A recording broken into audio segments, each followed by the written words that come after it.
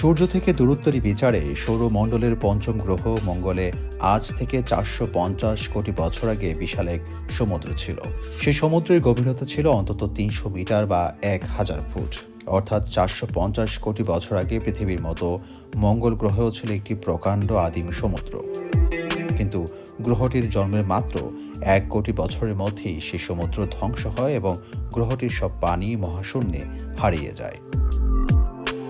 বিভিন্ন গ্রহাণুর লাগাতার আঘাতই এই গ্রহটির পানি হারিয়ে যাওয়ার প্রধান এবং একমাত্র কারণ।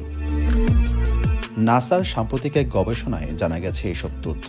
গত ১৭ নভেম্বর ডেনমার্কের কোপেনহেগেন বিশ্ববিদ্যালয়ের সাময়িকীতে প্রকাশিত হয়েছে সেই গবেষণা প্রবন্ধ।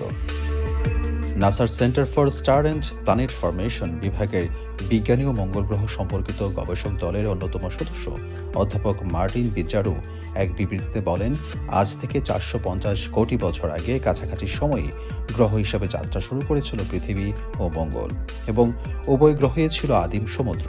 কিন্তু মঙ্গল গ্রহের উপর একের পর এক গ্রহাণুর আঘাত আসতে থাকে এবং উদ্ভবের মাত্র ১ কোটি বছরের মধ্যেই মঙ্গলের সব পানি হারিয়ে যায়। ওই সময় যেসব গ্রহাণু মঙ্গলে আঘাত করেছে সেগুলোর প্রায় সবগুলি ছিল বরফের তৈরি কিংবা বরফে পরিপূর্ণ। বৈজ্ঞানিক গবেষণা থেকে প্রাপ্ত তথ্য অনুযায়ী পৃথিবীতে প্রাণের বিকাশের ক্ষেত্রে সবচেয়ে গুরুত্বপূর্ণ ভূমিকা ছিল সে আদিম সমুদ্রের, কারণ সে সমুদ্রে ছিল জীবদেহ বা প্রাণের মূল উপাদান অ্যামিনো অ্যাসিড। পৃথিবীতে প্রথম যে এককোষী প্রাণীর আবির্ভাব হয়েছিল তা ছিল মূলত সেই অ্যামিনো অ্যাসিডের বিবর্তিত ও ঘনীভূত রূপ।